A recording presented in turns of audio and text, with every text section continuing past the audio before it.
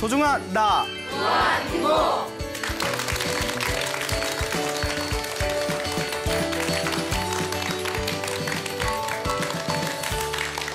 예, 만나서 반갑습니다. 예, 광우 스님입니다. 여러분, 우리가 살아가면서 항상 많은 실수를 저지릅니다. 동감하시죠? 일부러 실수를 할 때도 있고요. 일부러 하는 실수는 일부러 잘못을 저지르는 경우도 있고, 정말 모르고 진짜 실수로 그렇게 잘못을 저지르는 경우도 있습니다. 우리의 끊임없이 실수하는 모습을 가리켜서 불교에서는 중생이라고 표현을 합니다. 중생, 그러니까 아직 깨달음을 얻지 못한 존재들입니다. 지혜롭지 못한 존재들. 우리 중생들의 가장 큰 특징이 무엇이냐? 중생들은 세 가지의 독을 가지고 있답니다. 그 세 가지의 독을 삼독이라고 해서 탐욕과 성냄과 어리석음이라고 합니다. 여러분, 탐욕 있어요, 없어요? 있어요. 있잖아요. 맛있는 거 있으면 배부른데도 하나 더 먹고, 그것도 탐욕이에요. 그리고 남이 가지고 있는 좋은 것을 보면 나도 모르게 질투가 나고, 그런 질투의 마음도 탐욕이고요. 무언가 더 높은 자리에 올라가기 위해서, 더 많은 걸 소유하기 위해서 어떤 발버둥 치는 모습 자체가 탐욕의 모습들이죠. 그리고 탐욕과 성냄, 분노심입니다. 여러분, 화 많이 내요, 안 내요? 많이 내요. 많이 내요? 예. 신경질 많이 부리십니까? 네. 예, 이렇게 화를 내고 신경질 부리는 자신의 모습이 바로 성냄의 독입니다. 그 중생은 근원적으로 어리석어요. 예, 어리석기 때문에 중생이라고 합니다. 그래서 탐욕과 성냄과 어리석음의 세 가지에 의해서 중생들은 오염되어 있다고 합니다. 그래서 탐욕과 성냄과 어리석음을 수행으로 완전히 소멸시키면 우리는 그분을 깨달음을 얻은 자라고 부릅니다. 자, 이렇게 탐욕과 성냄과 어리석음에 의해서 오염되어져 있는 존재를 중생이라고 했을 때, 이 탐욕과 성냄과 어리석음의 뿌리는 바로 이 삼독의 가장 중요한 뿌리는 역시 어리석음이 뿌리가 됩니다. 어리석기 때문에 탐욕과 성냄을 일으키는 것이죠.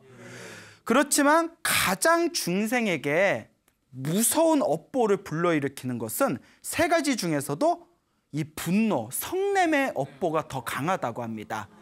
왜냐하면 탐욕과 어리석음은 당장 저질러도 그 업보가 천천히 익는다고 합니다. 천천히 업보가 익어가고 무르익는데, 분노는 그 자리에서 받는답니다. 그 자리에서 분노를 일으키면 그 자리에서 바로 영향을 받는 것이 바로 분노의 업이라고 합니다. 그래서 불교에서는 화내지 말라고 합니다. 화내지 말라, 성내지 말라, 분노하지 말아라. 그런데 쉬워요, 어려워요? 어려워요. 어렵죠. 예. 그리고 요새 세상에는 화 안 내면 호구 소리 듣죠. 예? 야, 쟤 호구야, 화도 못 내. 그래서 가끔 상담을 받는 것 중에 하나가, 스님, 저는 사람들한테 싫은 소리를 못하고 화를 잘 못 내요. 그래서 사람들이 저를 우습게 보고 호구로 여겨요. 그러면 불교적인 관점에서 봤을 때 지금 이 상황에서는 사람들한테 잠깐 무시받을 수도 있고 호구 소리 들을 수도 있지만, 장기적으로 보면 화를 안 내고 사람들에게 싫은 소리 못하는 것 자체는 그게 나중에 선업이 된다고 합니다. 그러니까 화를 못 내는 것 자체를 자기 자신이 약하다고 생각하지 말고, 내가 전생에서부터 수행을 많이 해서 화를 못 내는 성격을 타고 태어났나 보다, 이렇게 좀 긍정적으로 생각해도 좋을 것 같습니다.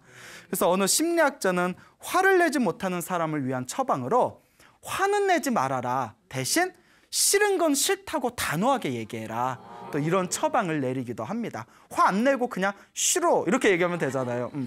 자, 분노라는 것은 불교에서는 굉장히 우리에게 악업을 일으키고 불행을 가져다주는 업보로 여기고 있는데요. 화를 많이 내는 사람은 죽은 뒤에 지옥에 떨어지거나, 예? 혹은 낮은 축생이나 악귀라든가 낮은 세계에 떨어지게 된답니다.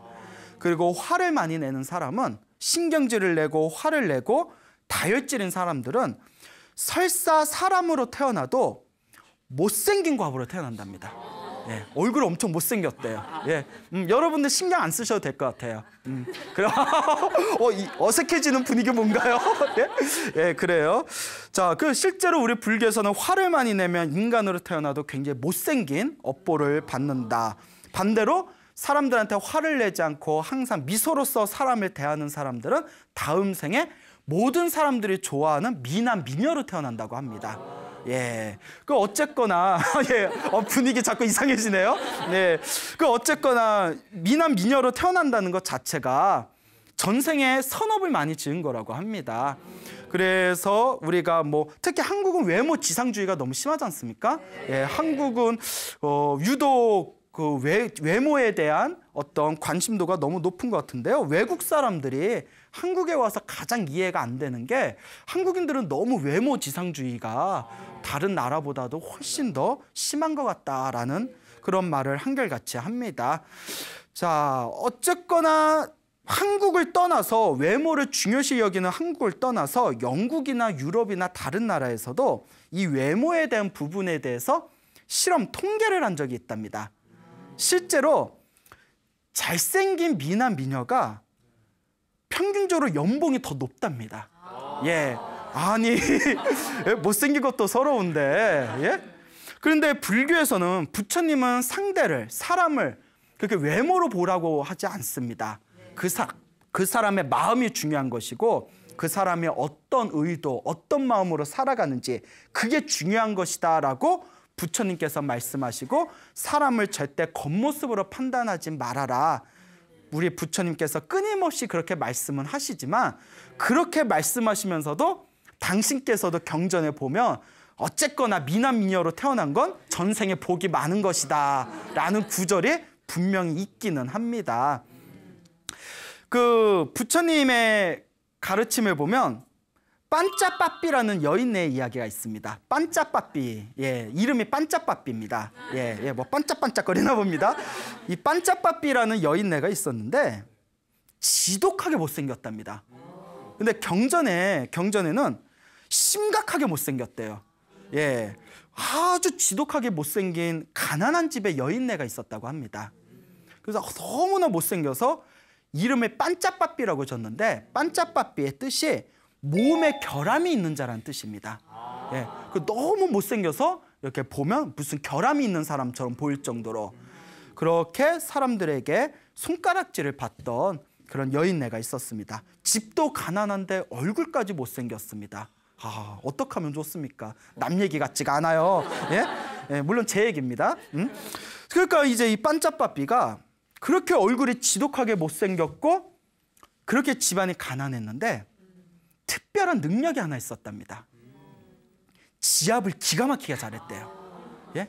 손가락에 신이 들린 것 마냥 반짜빠삐의 손길을 스쳐간 지압을 받은 남자들이 다들 반짜빠삐에게 사랑을 느낄 정도로 엄청난 지압의 신이었다고 합니다. 야, 뭐 저 강남에 샵 하나 차리면 예? 완전 대박 나겠어요. 예? 하루의 피로는 누구에게? 반짜빠삐에게 맡기세요 해가지고 그러니까 많은 남자들이 지압을 잘한다는 소문을 듣고 그 당시 뭐 인도나 뭐 그런 데는 지압 문화, 마사지 문화가 좀 발달했나 봐요. 그래서 반짜빠삐가 하도 지압을 잘한다니까 지압 받으러 갔다가 2번 놀란답니다. 너무 못생겨서 놀라고. 예? 뭐야. 그래서 얼떨결에 받았는데 너무 지압을 잘해서 2번 놀랐다고 합니다. 지압 솜씨가 너무나 훌륭하다 보니까 세상에 널리 퍼지게 됩니다. 그래서 그 나라의 바라나시라는 그 도시의 국왕에 이 바라나시의 국왕에 반짜빠삐를 부릅니다. 지압을 잘한다는데 내가 목도 아프고 어깨도 아프고 허리도 아픈데 그 지압을 한번 시켜봐야겠다. 이제 딱 부릅니다. 역시 왕도 2번 놀랍니다. 예? 불러놓고 아니 못생겼다는 얘기 들었지만 이렇게 못생길 수가 있는가 하고 놀라고 그 2번째는 그래도 지압 잘한다니까 내 어깨 좀 한번 주물러다오. 이제 어깨를 싹싹싹 이렇게 주물르는데 뼈가 녹는 느낌이 들더래요. 예? 뼈가 사르륵 녹으면서 나는 누구 여기는 어디 막 이러면서 그 몸이 너무나 시원하니까 반짜빠삐의 손길만 닿으면 남자들이 사랑에 빠져버리는 거예요. 그 엄청난 황홀경에 빠지기 때문에. 대단하죠? 이건 뭐 제가 지어낸 얘기가 아니라 우리 부처님 가르침에 나오는 얘기입니다. 여러분 불경을 보면 재미난 얘기가 엄청 많아요. 자, 그래서 이제 반짝바삐가 이렇게 안마를 해주고 나서 이제 왕이 사랑의 감정을 느끼게 됩니다. 예? 그러니까 이제 살 좀 서로 이제 이제 좀 닿았다고 저렇게 훌륭한 손가락의 여인네가 있단 말인가. 그래서 왕비로 이제 세우고자 합니다. 예? 그래서 이제 내가 아내로 맞이하고자 하는데 한 가지 마음에 걸리는 게 명색에 자기가 이 나라의 국왕이고 왕인데 저렇게 못생긴 여자를 왕비로 세우면 사람들이 분명히 비난을 할 거다. 뒤에서 흉을 볼 거다. 그럼 어떻게 하면 좋을까? 내 아내로 맞이하고 싶은데 아내로 맞이하기에는 사람들 이목이 있고 어떤 방법이 좋을까 고민하다가 그 나라의 힘을 갖춘 권력을 갖춘 왕족과 귀족들을 다 부릅니다. 왕족과 귀족들을 부르면서 나한테 이제 반짝바삐라는 지압사가 있는데 너무나 지압을 기가 막히게 잘한다고. 나 혼자만 느끼기에는 너무 내가 미안해가지고 내가 특별히 여러분들한테 소개해 드릴 테니까 여러분 지압 한번 받아보라고. 그 귀족들하고 왕족들이 국왕이시여 반짝바삐의 명성은 오래전부터 들었습니다. 저희도 지압 한번 받고 싶었습니다. 하고 딱 봤는데 역시 몇 번 놀래요. 2번 놀래요. 예? 자, 너무 못생겨서 놀랬는데 너무나 지압을 잘하는 거예요. 예? 완전히 온몸이 녹아 흘러내릴 정도로 지압을 엄청나게 잘하더랍니다. 그러니까 이거 읽다 보면 저도 나도 한번 받아보고 싶다. 예? 얼마나 잘하길래. 예? 저 요새 좀 피곤하거든요. 예. 여러분들 자꾸 이러니까 받아보고 싶죠. 엄청 받고 싶구나. 예. 그래서 이제 막 마사지를 해주니까 이 나라의 권력을 가진 귀족과 왕족의 남자들이 지압을 받고 나서 다들 반짝바삐한테 사랑의 감정을 느낍니다. 그 어떤 신비한 손가락이 마약인가 봐. 마약 손가락. 그러니까 다들 빠져드는 거예요. 왕족과 귀족들이 반짝바삐에게 빠져든 걸 딱 눈치챈 이 국왕이 바라나시의 국왕이 그때 선언을 합니다. 이 반짝바삐를 내 아내로 맞이하겠다. 나의 왕비로 맞이하겠다. 그 이야기를 듣는 순간 자기를 비난할까 봐 걱정하던 왕족과 귀족들을 오히려 한탄을 하면서 아이고 우리가 놓쳤다. 우리가 데려가고 싶었는데. 그 작전이 성공한 거죠. 이 정도면 정말 지압계의 신이라 불릴 만합니다. 자, 어쨌거나 그렇게 지압 마사지를 잘하던 이 반짝바삐가 사람이 그래요. 너무 잘 나가고 사랑을 받다 보면 반드시 질투하고 시기하는 무리들이 있습니다. 그렇지 않습니까? 그러니까 이 반짝바삐도 질투와 시기를 받습니다. 다른 왕비들한테. 야, 반짝바삐가 온 뒤로 왕께서 우리 침실에 안 온 지가 벌써 여러 달이 됐다. 이럴 바에 우리가 혼자 사는 거고 뭐가 다르겠지 않겠냐. 반짝바삐 얼굴 봤더니 얼굴 봤어? 뭐 얼굴 이상해 막 이러면서 야, 저런 얼굴 어떻게 왕께서는 저렇게 저 여인네를 좋아하시는 걸까? 막 자기들이 뒤에서 엄청나게 험담을 하겠죠. 그러더니 마음으로 일으켜서는 안 될 마음을 일으키게 됩니다. 죽여버리자. 예, 그 사람의 질투가 이렇게 무서워요. 그렇기 때문에 이 질투심에 휩싸인 왕비들이 반짝바삐하고 뱃놀이를 가자고 이제 청을 합니다. 반짝바삐 왕비시여, 반짝바삐께서 오신 지 꽤 시간이 흘렀는데 우리들끼리 파티 한번 못 열었네요. 우리 선상 파티 한번 해봅시다. 선상 파티. 그래서 이제 배를 타고 뱃놀이를 하면서 자, 뱃놀이를 떠나자 뭐 이러면서 선상 파티를 하는데 이제 반짝바삐는 정말 자기를 좋아해 주는 줄 알고 이제 주는 대로 술을 다 이렇게 마시다가 왕비들이 틈을 봐가지고 물속에 집어 던져버립니다. 예, 그 강물에, 깊은 강물에 집어 던져버려요.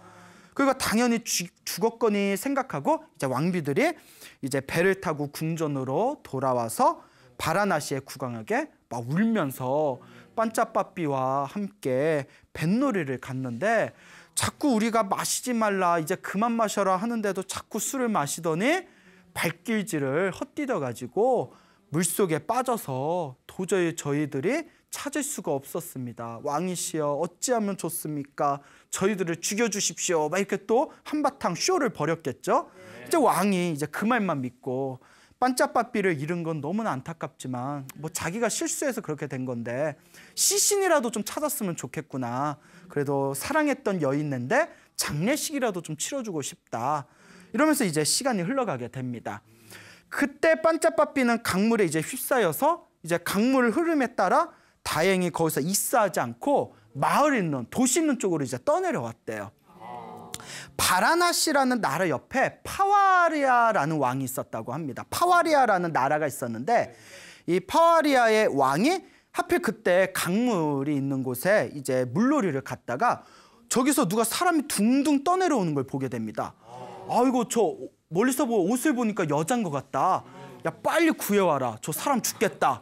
그러니까 이제 물놀이 나왔다가 그 파와리아라는 나라까지 얼떨결에 강물에 떠내려온 반짝바삐가 왕의 도움에 의해서 구출이 됩니다. 아 목숨도 즐겨요. 여러분들 한강에 술 먹고 한강에 떨어졌다고 해보세요. 그 몇 사람이나 살겠어요. 네? 그러니까 확실히 이 목숨은 하늘에 달린 것 같습니다. 예. 그러니까 이렇게 강물에 쑥 떠내려오는 반짝바삐를 딱 살려놓고 봤는데 왕이 깜짝 놀래요. 왜 놀랬을까요? 너무 못생겨서 깜짝 놀라면서 에구머니나 이렇게 놀라는 거예요. 그래서 어쨌거나 이제 살려줬으니까 이제 그래 빨리 이제 집으로 돌아가라고 얼른 가라고. 이 반짝바삐가 다시 이제 바라나시에 가려고 하니까 왕비들이 자기를 죽이려고 했잖아요. 애매한 거예요. 아 이거 어떻게 해야 되나? 가긴 가야 되는데. 근데 일단 갈 땐 가더라도 자기 목숨을 살려준 파와리아의 왕에게 인사를 하고 싶어서 그 신하에게 부탁을 합니다. 왕께 제가 정식으로 감사의 인사를 올리고 싶습니다. 만나 뵙게 해주십시오 하니까 이 신하가 왕한테 전달을 합니다. 그 왕이 아이 됐다고 그냥 보내라고 그냥 보내 막 이랬다고 해요. 그러니까 이 반짝바삐도 고집이 세요. 그래도 생명의 은인인데 어떻게 그냥 갑니까? 제가 마사지를 잘하는데 지압 한번 해드리고 가고 싶습니다 이러는 거예요. 반짝바삐는 고마우니까. 그 왕은 신경질이 나는 거예요. 자꾸 못생긴 여자가 안마해주겠다고 하니까 저 여자 왜 그러지? 그래서 어쨌거나 그 반짝바삐가 하도 자기가 지압해드리겠습니다. 제가 조금이라도 은혜를 갖고 싶은데 제가 마사지를 잘합니다. 그래서 이제 왕도 귀찮아서 그래 와서 얼굴은 보이지 말고 여기 어깨나 한번 누르고 빨리 가라. 그래서 이렇게 얘기를 했어요. 여자 입장에서 자존심 상할 거예요. 근데 이제 반짝바삐가 좀 착했나 봐요. 어쨌거나 생명의 은인이잖아요. 왕이시여 제 생명의 은인이니까 제가 혼신껏 제가 마사지 해드리겠습니다 하고 손가락을 살짝 스치는 순간 파와리아의 왕인종이 온몸에 황홀경과 쾌감을 느끼면서 반짝바삐에게 사랑을 느끼게 됩니다. 이 정도면 대단한 거죠. 그러니까 이 파와리아 왕이 마사지를 다 받고 나서 사람이 달리 보이는 거예요. 그러면서 수많은 사람들 앞에서 이 여자를 나의 아내로 삼겠다라고 선언을 합니다. 야 대단하죠. 국왕을 저쪽은 바라나시의 국왕의 아내였다가 순식간에 파와리아의 왕의 이제 아내가 되는 거죠. 이 소식이 누구에게 들리게 되었을까요? 바라나시의 국왕에게 소식이 들립니다. 죽었던 반짝바삐가 살았고 파와리아의 왕이 구출해줬고 마사지를 받자마자 사랑에 빠져서 부인으로 맞이했다라는 얘기를 듣고 나서 이 바라나시의 국왕이 정중하게 이제 사신을 보냅니다. 본래 나의 아내이니 돌려주는 게 맞습니다. 어서 돌려주시지요. 톡톡하게 은혜는 우리가 갚겠습니다. 근데 파와리아의 왕이 이미 한 번 죽을 뻔한 거 내가 살려냈으니 이제부터 새로운 삶을 살게 된 여인이다. 지금 이 새로운 삶의 남편은 누구다? 나다. 절대 못 준다 하고 거절을 했대요. 못생긴 여자 두고 엄청난 신경전이 벌어지게 됩니다. 그러더니 결국 양쪽에서 양보를 하지 않다가 전쟁 직전까지 갑니다. 전쟁 직전까지 가요.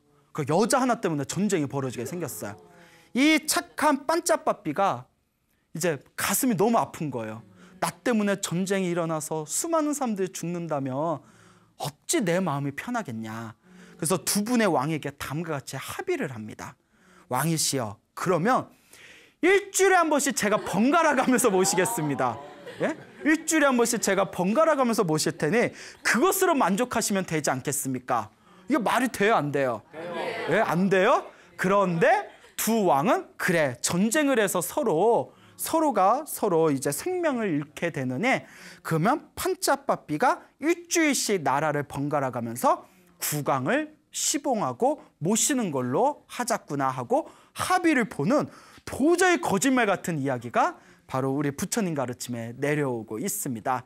이 가난하고 근데 가난한 게 문제가 아니에요. 가난해도 예쁜 여자들이 뭐 남자 잘 만나서 성공하는 뭐 신데렐라 스토리 이런 것들이 있지 않습니까? 뭐 저 그런 스토리 별로 안 좋아하는데 그런데 가난하고 얼굴도 엄청나게 못생겨서 이름조차 몸에 결함이 있는 여자라는 뜻의 판짜빠삐가 무슨 능력이 있어서 그렇죠. 지압 하나 잘하는 능력으로 그 당시 2명의 왕을 섬길 수 있는 그런 왕비가 되었다라는 이런 이야기가 정말 믿기기 힘든 재미난 이야기가 전해지고 있습니다. 자, 그런데 한번 궁금하지 않습니까? 도대체 판짜빠삐는 전생에 어떤 업을 지었기 때문에 저런 특별한 인연이 있었던 것일까? 궁금하시죠? 네. 그게 핵심입니다, 여러분. 예, 판짜빠삐의 이야기는 웃고 넘어갈 일이고 과연 부처님께서 이 이야기를 왜 하셨을까? 바로 전생에 판짜빠삐가 지었던 업보의 이야기를 통해서 우리 불자들에게 경각심을 주기 위해서입니다. 판짜빠삐가 머나먼 전생에도 가난한 집 여인네였다고 합니다. 가난한 집 여인네였을 때 이 판짜빠삐가 우리는 지금 뭐 집을 지을 때 뭐 아파트 시멘트로 짓고 도배 같은 걸 하지 않습니까? 네. 근데 옛날에 그 인도에서는 그 이제 집을 보수를 할 때 그 찰흙 같은 거 있지 않습니까? 찰흙 같은 거 이렇게 반죽을 해가지고 재 있죠? 재하고 이것저것 섞어서 반죽을 해서 그걸 벽에다 깨끗하게 바르는 겁니다. 그게 이제 그들 집을 보수하는 건데 그때 이제 한 가난한 집의 여인네가 집에 구멍이 뻥뻥 뚫려서 집을 보수하기 위해서 이렇게 회를 이제 지금으로 치면 시멘트 같은 그런 것들이죠. 찰흙하고 회 같은 걸 모아서 싹 반죽을 하고 있었답니다. 집에다 바르기 위해서 이렇게 손가락으로 반죽을 하고 있었는데 그때 집 앞에 거룩한 깨달음을 얻으신 거룩한 성자께서 이렇게 마을에서 탁발을 하시기 위해서 내려오셨답니다. 그래서 탁발을 해서 이렇게 이제 쌀을 얻기 위해서 탁발을 위해서 내려오셨는데 때마침 그 판짜빠삐 전생에 그 여인네가 이제 반죽을 하고 있는 집을 싹 지나가려다가 반죽을 하고 있는 모습을 보고는 아, 나도 내가 있는 우리 그 절에 거기에 이제 반죽을 좀 새로 해야 되는데 저걸 좀 얻었으면 좋겠다라고 이제 그 성자께서 한 생각을 일으킵니다. 그 성자께서 집안에서 딱 이렇게 탁발을 들고 가만히 서가지고 그 이제 반죽하고 있는 걸 가만히 쳐다봤대요. 그러니까 반죽하고 있는 여인네가 거기 수행자가 가만히 쳐다보고 있으니까 아, 요거 반죽을 달라는 뜻이구나 하고 딱 알아차릴 거 아니에요. 순간 짜증이 확 나더래요. 아우, 우리 쓸 것도 부족한데 아우, 왜 저 달라고 저거 아우 진상 막 이러면서 예? 그 사람은 그분이 뭐 성자인 줄 모르지 않습니까? 그냥 지나가는 스님이겠거니 생각하고 그러니까 주긴 줬답니다. 아, 스님 요 좀 가져가세요. 떼어드릴게 가져가세요 하고 줬는데 주면서 일부러 인상을 팍팍 쓰고 신경질을 내고 짜증을 팍팍 내면서 가져가 뭐 이런 식으로 이렇게 떼어줬답니다. 자, 이와 같은 전생의 업보로 그때 짜증을 내고 화를 내고 신경질을 냈던 그 과보로 이번 생에 그렇게 못생긴 얼굴을 얻게 된 거였다고 합니다. 거룩한 성자에게 신경질을 냈던 과보로 못생긴 업보를 받게 된 거고 제가 서두에 말씀드렸죠? 화를 많이 내면 못생긴 과보를 얻게 된다.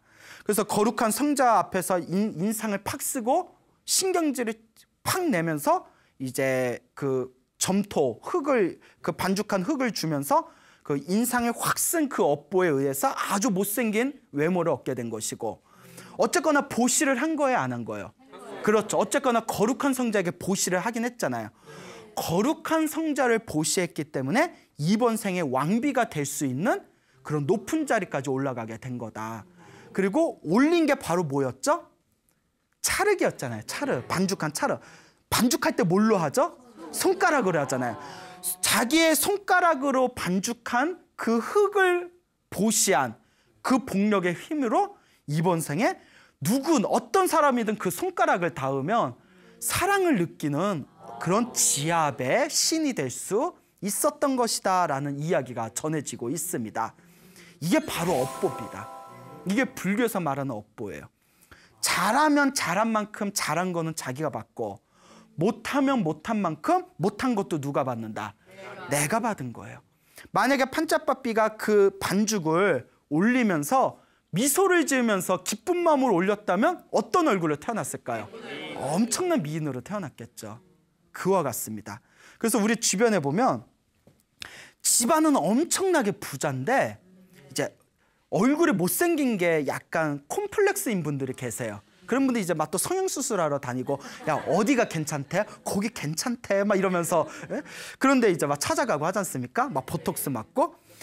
이번 생에 부자로 태어난 거는 전생에 보시를 많이 해서 그렇습니다. 보시 많이 베풀었기 때문에. 근데 부자로 태어났는데 자기가 컴플렉스를 느낀 만큼 얼굴이 못생겼다면 전생에 보시를 많이 하면서 또 뭘 많이 했구나. 짜증을 많이 내고 화를 많이 냈구나. 이렇게 생각해 볼 수가 있겠죠.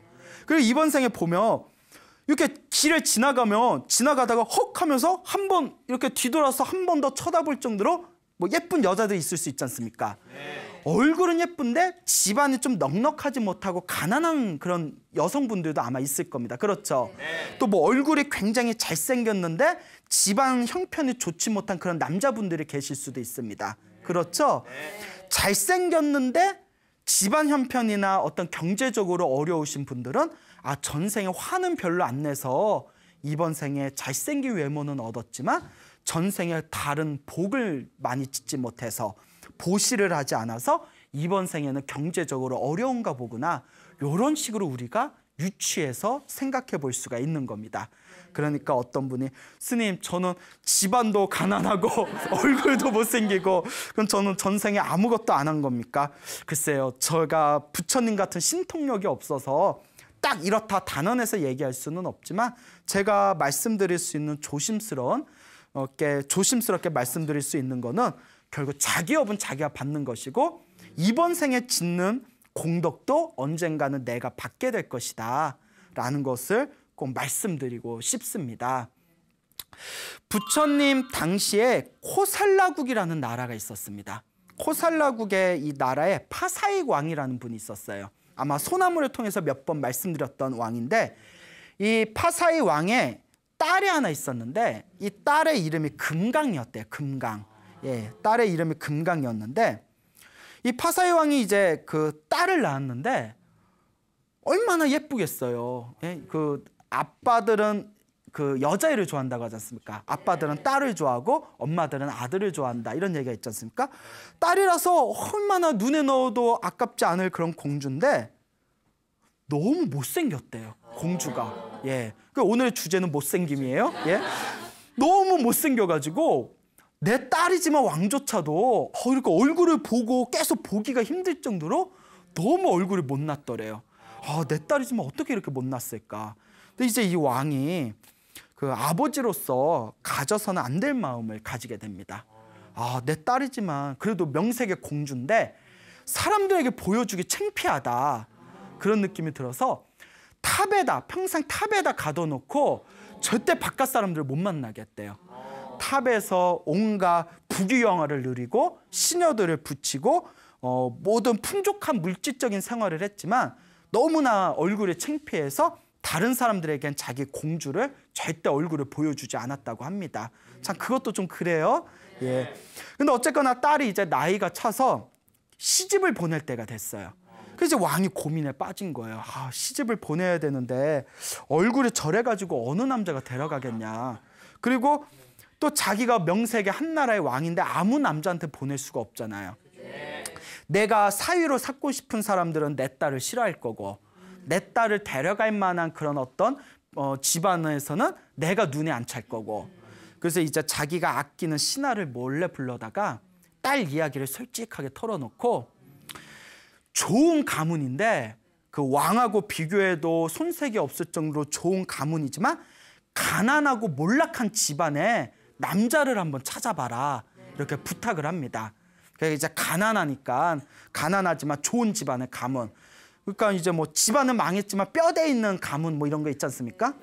그래서 이제 그런 남자를 하나 딱 찾아내요. 그리고 이제 왕이 딱 그 가문을 이야기를 들어보니까 왕의 가문과 비교해도 손색이 없는 가문이구나.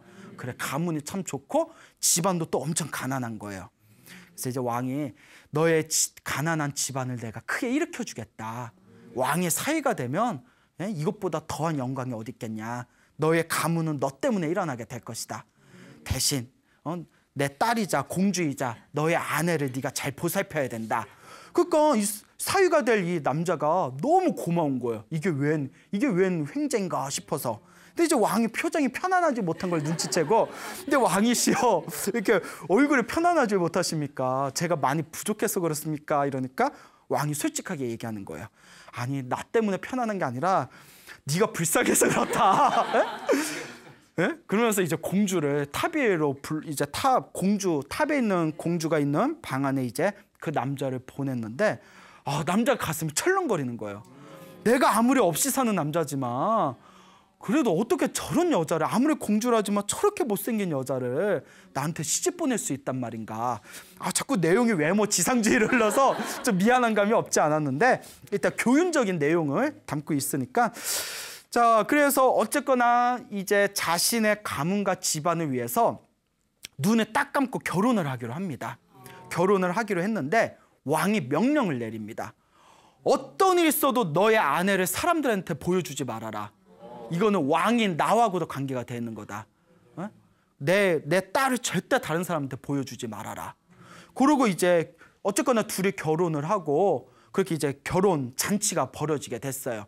그 인도에서는 결혼 잔치 한 번 하면 뭐 한 달, 두 달씩 한다고 그러잖아요. 사람들 다 모아놓고.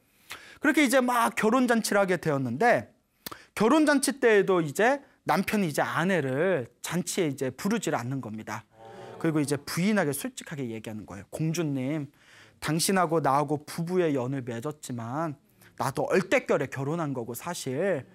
그리고 왕께서도 절대 친척이나 친구나 다른 사람에게도 공주님 얼굴을 보여주지 말라고 했습니다. 근데 그렇게 알고 잔치는 내가 혼자 참석해서 제가 잘 이렇게 이야기하고 마무리 짓겠습니다. 그리고 이제 방으로 나가니까 어쨌거나 이 공주도 자기 인생에 있어서 한 명뿐인 남편이잖아요.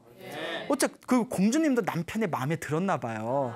근데 남편한테 그런 소리를 들으니까 막 그 자리에서 막 대성통곡을 하면서 막 죽니 마니 이렇게 살 바야 내가 이런 부귀영화가 무슨 필요가 있느니. 그 여자로서는 참 비참한 어떤 발언들이잖아요. 그러니까 이제 남편은 남편대로 그 가슴이 편안하지 못하는 거예요. 그래서 이래서 친구들 술 먹고 있는데 그 친구들이 야, 공주님이면 얼마나 예쁘겠냐, 얼굴 한번 보여도 막 이러면서 사람 속도 모르고 막 찔러대는 거예요. 아니야, 공주님 그냥 그래, 평범하게 생기셨어. 그러지 말고 얼굴 한번 보여줘. 공주님 얼굴 궁금하다. 친구들 자꾸 그러니까 뭐라 말은 못하겠고, 그가 땡기는 건 뭐밖에 없어요. 술밖에 없잖아요. 네? 그냥 계속 그냥 막 소맥도 해먹고 뭐 폭탄주도 해먹고 자기는 속상하니까 술을 먹는데 친구들은 다음과 같이 오해합니다. 얼마나 예쁘길래 아까워가지고 안 보여주는 거냐. 방법은 하나밖에 없다. 너 그 공주님이 있는 방 알지? 아까 제가 나오는 거 봤어. 저 허리에 있는 저 열쇠가 그 방 열쇠인 것 같으니까 술을 잔뜩 먹여서 열쇠를 가지고 우리가 직접 쳐들어가자. 그러니까 취하면 뭔 짓인지 못하겠어요. 그래서 이제 이 친구들이 잔뜩 이제 폭탄주를 먹여놓고 이제 그 부마, 이제 공주의 남편인 이 부마가 이제 그 책상 위에 술상 위에 엎어져 버리니까 몰래 허리춤에서 이제 열쇠를 탁 따옵니다. 그 친구들이 여러 명이 우르르르 이제 탑으로 올라가는 거예요. 그 방문의 열쇠를 딱 열어요. 공주님 서프라이즈 하면서 문을 딱 들고 갔는데 공주하고 눈이 딱 마주칩니다. 마주치는 순간 친구들이 깜짝 놀래요. 헐, 대박 막 이러면서 대박. 그러면서 이제 밑으로 탁 내려오는데 이제 친구가 이제 잠에서 깼어요. 이제 정신을 차렸는데 어떻게 된 거야? 그러니까 친구들이 이렇게 툭툭 치면서 그럴 줄 알았어 이러는 거예요. 뭐가? 야, 왜 안 보여주나 했더니 안 보여줄만 하다. 어쩜 저렇게 공주가 아름답고 예쁘냐. 살다 저렇게 예쁜 사람 처음 본다. 그 난리가 난 거예요. 뭔가 이야기가 이상하죠. 그러니까 처음에는 이 부모가 얘가 장난치나 아니면 얼굴 보고 놀래서 내가 너무 불쌍해서 위로를 해주나. 그래서 친구들이 장난 같지가 않고 진심으로 얘기하는 거야. 야, 한나라에 너 아무리 너애가 가문이 좋다지만 다 몰락한 가문인데 왕의 사위가 된 것도 부러운데 어떻게 공주마저 저렇게 아름다울 수가 있냐. 막 이러니까 얘네들 미쳤나? 막 싶어가지고 방에 올라갔어요. 공주님 주무셔요? 뭐 이러면서 저녁 드셨어요? 이러면서 딱 들어가 봤더니 웬 아름다운 여자가 이렇게 앉아 있는 거예요. 놀래가지고 죄송합니다. 제가 방을 잘못 찾아왔습니다. 공주님 어디 가셨지? 근데 공주님 방이 맞는 거예요. 그래서 이제 부마가 남편이 죄송한 처음 뵙는 분인데 누구시죠? 했더니 그 공주가 시고 웃으면서 저 공주 당신의 부인 공주인데 금강인데 당신 부인도 못 알아봅니까? 이러는 거예요. 그래서 놀래가지고 이게 어떻게 된 거냐고. 아니 내 아내하고는 너무 틀리게 생기셨는데 어떻게 된 겁니까? 하고 여쭤보니까 이제 공주가 자초지종을 설명을 합니다. 남편이 그렇게 그 모진 얘기를 하고 내려간 뒤에 공주가 대성통곡을 합니다. 그 눈물을 흘리면서 중리 많이 하다가 당신의 아버지였던 파사이 왕도 부처님의 독실한 신자였고 그 왕족들이 다들 부처님의 신자였습니다. 그래서 어렸을 때부터 항상 듣던 얘기가 힘들고 괴롭고 답답한 일이 있을 때 언제든지 부처님을 간절하게 찾아라. 부처님이 반드시 도와주실 것이다 라는 이야기를 들었기 때문에 그때 정말 억장이 무너지는 느낌이었을 거 아니에요. 간절히 방 안에서 무릎을 꿇고 부처님을 간절히 찾습니다. 거룩하신 부처님이시여, 왜 저희가 이런 고통을 당해야 됩니까? 부디 저희에게 가피를 내려주십시오. 부처님 간절하게 눈물을 흘리면서 부처님을 찾게 됩니다. 그때 사원에 있던 부처님께서 금강공주가 간절하게 당신의 이름을 찾고 있는 것을 느끼시고는 신통력을 발휘하셔서 공주의 방 안에 신통력으로 뿅 하고 나타나십니다. 환한 금빛 광명을 일으키면서 부처님이 공주의 방 안에 신통력을 발휘하면서 나타나시자 공주가 거룩하신 부처님의 모습을 보고는 마음에 엄청난 감동을 느끼면서 순식간에 아름다운 외모로 바뀌게 됩니다. 아름다운 외모로 바뀌게 되고 부처님께서 그 공주에게 전생에 있었던 공주가 지었던 업보에 대해서 설명을 하시고 법문을 해주신 뒤에 이제 그 자리에서 다시 신통력으로 사라지시게 됩니다. 그리고 부처님이 사라지시고 얼마 안 돼서 친구들이 찾아오게 된 거죠. 이런 이야기들이 펼쳐지면서 남편이 그 다음날 공주를 데리고 이제 왕에게 찾아갑니다. 왕이시여, 저의 아내인 공주를 소개합니다 하니까 파사이 왕이 보더니 화를 버럭 내면서 결혼한 지 얼마나 됐다 벌써 첩을 둬가지고 네가 그러고도 인간이냐 이러면서 네가 조강지처를 버려두고 저렇게 아무리 내가 봐도 예쁘기는 하다만 아무리 예뻐도 결혼한 지 얼마나 됐다고 벌써 첩을 두냐. 그러니까 자세히 보십시오. 파사이 왕 당신의 따님이신 금강공주님입니다 하니까 이제 왕도 이제 눈을 부비고 내가 그래도 내 자식은 알아보는 법인데 너무 예쁘게 생겼는데. 그래서 이 공주와 사위가 자초지종을 이야기하게 됩니다. 그때 감동을 느낀 파사이 왕이 이제 스님들께 올릴 공약물을 수레에 담고 이제 마차를 타고 이제 공주와 사위를 데리고 부처님이 계신 사원까지 가게 됩니다. 사원에서 부처님과 스님들에게 공양을 올린 뒤에 부처님께 3배의 예를 올리고 파사이 왕의 법문을 청하게 됩니다. 전생에 어떤 업보가 있었기 때문에 이와 같은 일들이 펼쳐진 것입니까? 라고 했을 때 부처님께서 다음과 같이 말씀하십니다. 이 금강공주가 머나먼 전생에도 큰 부잣집 딸이었다고 합니다. 큰 부잣집 딸이었을 때 그 부잣집에 항상 찾아와서 탑발을 하시던 그 깨달음을 얻으신 성자분이 계셨답니다. 이 깨달음을 얻으신 성자분께서 항상 그 집안에 찾아오시고 그 집안의 어른들이 다들 정말 존경하는 스승으로서 지극하게 받들었다고 합니다. 그런데 이제 집안 식구들이 성자분께서 찾아오실 때마다 항상 이렇게 공양을 올렸는데 그때 이 금강공주가 전생에 그 부잣집의 어린 딸이었을 때 어린 마음에 성자의 얼굴을 이렇게 보더니 어쩜 저렇게 추하고 못생겼을까 하고 짜증 섞인 말을 내뱉었다고 합니다. 아무리 어리지만 다른 사람 외모에 대해서 그렇게 함부로 비하하면 돼요, 안 돼요? 안 됩니다.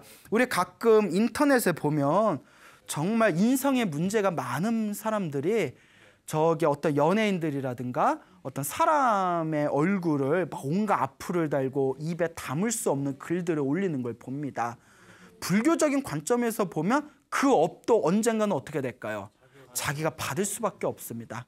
이 자리에 계신 많은 분들은 절대 악플 같은 거 안 다시죠? 예, 달아서도 안 되고 그런 것들은 생각조차 해서는 안 됩니다. 남에게 내뱉은 악한 말은 언젠가 나에게 다시 돌아올 수 있다라는 인과 업보의 가르침을 여러분들이 잘 이해를 하셔야 됩니다. 이 세상에 있는 수많은 사람들이 부처님의 인과 업보를 정말 제대로 바르게 믿는다면 이 세상이 얼마나 아름다워지겠습니까? 그렇지 못한 게 바로 중생의 업보인 것 같습니다. 중생의 한계이겠죠. 자, 어쨌거나 그 거룩한 성자를 보면서 어쩜 저렇게 추하고 못생겼을까 하고 그 외모를 비하합니다. 그때 거룩한 성자께서 저 어린 딸이 이 깨달음을 얻은 성자를 저렇게 외모를 심하게 비하한 저 입으로 지은 업보 때문에 저 아이는 수없는 다음 생에 못생긴 외모를 얻게 되겠구나 하는 안타까운 연민을 느끼게 됩니다. 그래서 그 잘못된 마음을 고쳐주기 위해서 거룩한 성자가 하늘로 솟구쳐서 온갖 신통력을 보입니다. 화려한 신통력의 모습을 보인 뒤에 땅에 내려와서 고요한 목소리로 법문을 해줍니다. 그때 어린 딸일만정, 비록 나이가 어릴망정 거룩한 성자의 그 위대한 신통력과 법문을 듣고 나서 딸이 아이고 저 큰 스님이신데 위대한 성자이신데 내가 참으로 못할 말을 했구나라는 걸 느끼고는 거룩한 성자에게 3배 예를 올리고 성자시여 거룩한 큰 스님이시여 제가 입으로 못된 업을 졌습니다. 제 잘못을 받아주십시오 하고 그 자리에서 지극한 마음으로 참회를 합니다. 그때 그 거룩한 선제께서 그 참회를 받아들이십니다. 네가 입으로 지은 업은 언젠가 네가 받게 된다. 항상 입을 조심하고 너의 행동가짐을 조심해라. 업은 참으로 무서운 것이다 라는 법문을 해주시게 되죠. 그리고 어린 딸은 정말 공경하고 순수한 마음으로 그 뒤로 거룩한 성자에게 항상 진귀한 음식을 공양 올렸다고 합니다. 부처님께서 다음과 같이 말씀하십니다. 이와 같은 전생의 업보에 의해서 저 스님은 왜 저렇게 추하고 못생겼을까 하고 입으로 지은 구업 때문에 못생기게 태어났다고 합니다. 하지만 뒤늦게나마 지극한 마음으로 제가 잘못했습니다. 제가 지은 이 입으로 지은 구업을 용서해 주십시오 하고 참회한 공덕으로 이번 생에 부처님의 거룩한 모습을 보고 다시 아름다운 외모로 바뀌게 된 거라고 합니다. 그러니까 자기의 잘못을 뉘우치는 참회가 이렇게 중요한 거예요. 그리고 그 뒤로 항상 그 거룩한 성자에게 진귀한 음식을 공양한 그 순수한 공덕의 힘에 의해서 이번 생에 공주로 태어나고 물질적으로 항상 풍요로운 삶을 살 수 있게 되었다고 합니다. 여러분, 이와 같이 자기가 지은 업은 자기가 받는 겁니다. 여러분들 살아가면서 오늘 가서 거울을 한번 보세요. 거울아 거울아 누가 제일 예뻐? 이렇게 한번 물어보시고 나 정도면 괜찮다 싶은 분들은 전생에 나름대로 선업을 많이 지으신 거예요. 하지만 살아가면서 안 좋은 일이 생기거나 자기 자신한테 부족한 게 많이 느껴진다면 아이고 내가 전생에 복을 많이 짓지 못했구나 스스로 한번 고민해 봐야 됩니다. 그리고 과거는 과거일 뿐 미래의 행복한 삶을 위해서 여러분들이 이번 생에 열심히 복과 선업과 공덕을 짓는다면 여러분들의 다음 생이건 다다음 생이건 여러분들의 미래는 행복함으로 가득 채워지게 될 겁니다. 여러분 행복해지고 싶습니까? 네. 행복한 삶을 창조하고 싶습니까? 네. 복을 지으십시오. 선업을 지으십시오. 공덕을 쌓으십시오. 복과 선업과 공덕의 힘이 여러분들을 진정한 행복의 길로 이끌어 줄 것입니다. 오늘 여기서 마치겠습니다. 소중한 나 무한행복